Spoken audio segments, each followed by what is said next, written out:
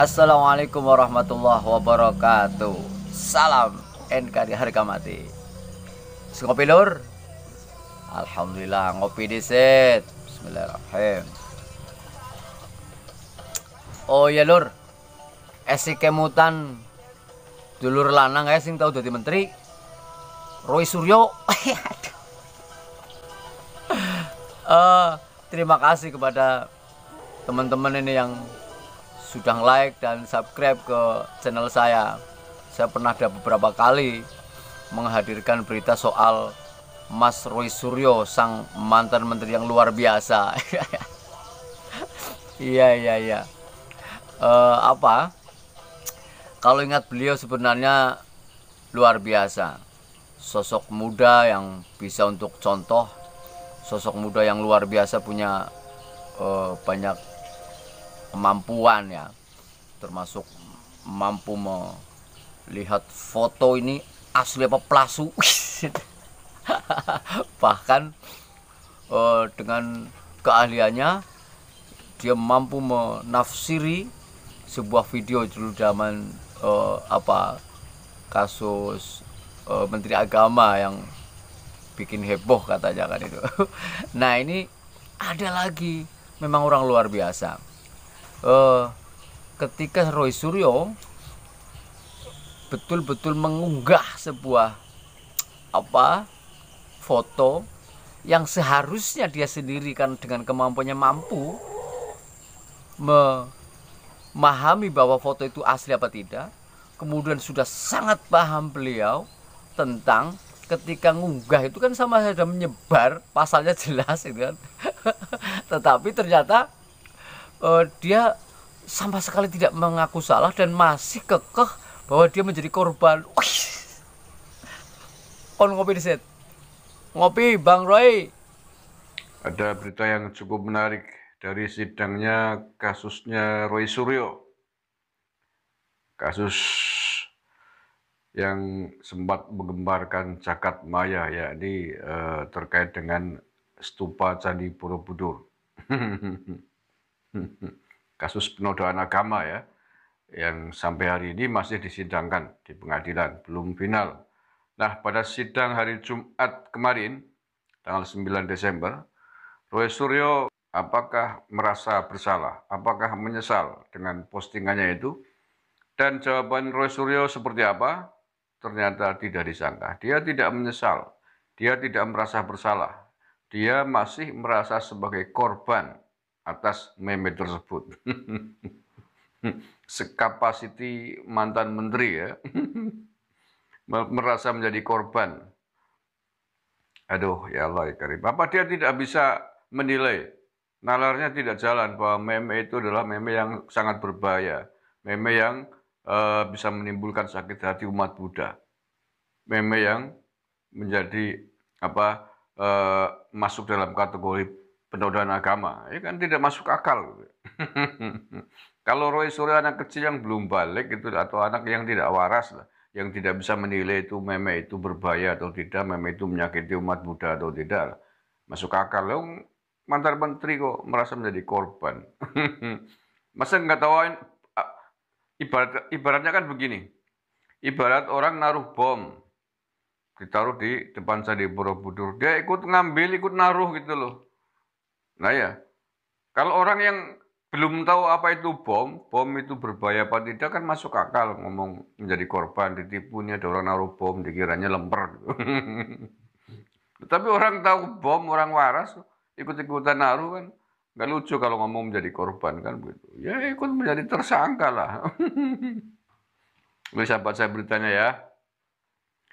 Terdakwa Roy Suryo mengaku merasa dizalimi karena tersandung kasus posting meme stupa Borobudur.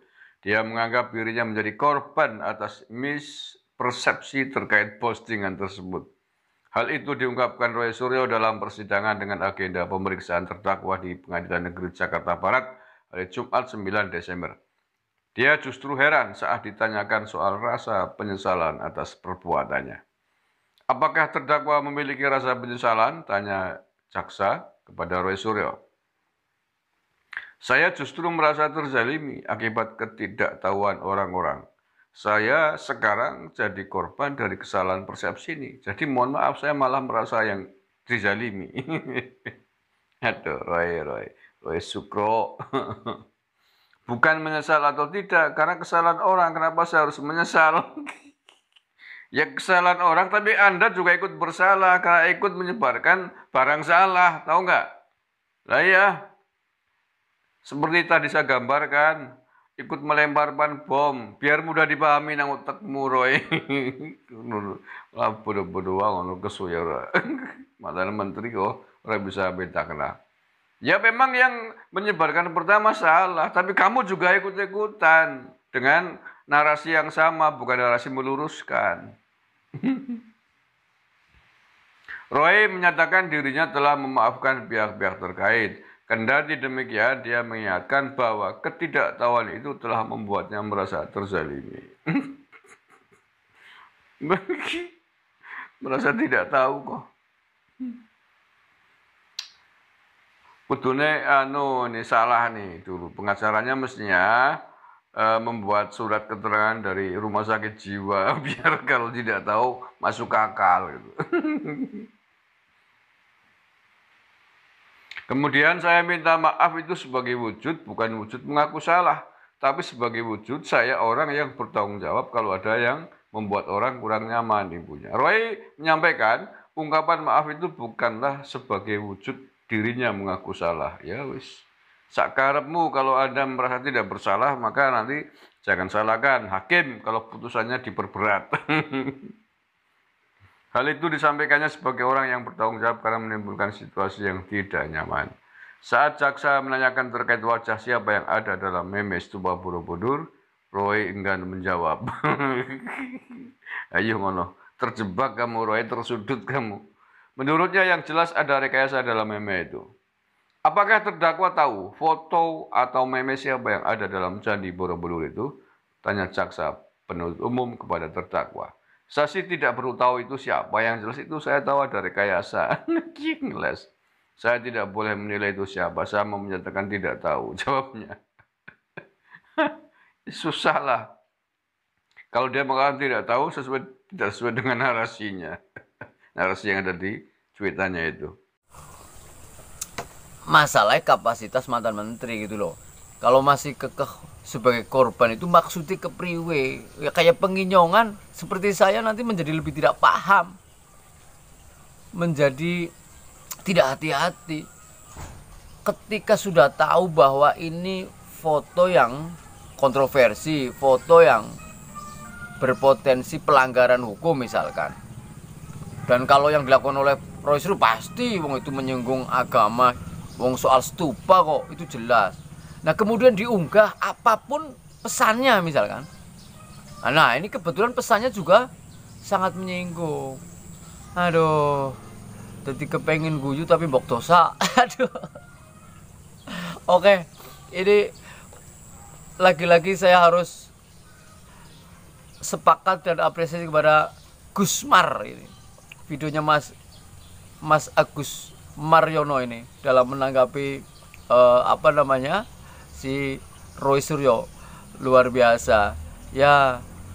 Beginilah adanya.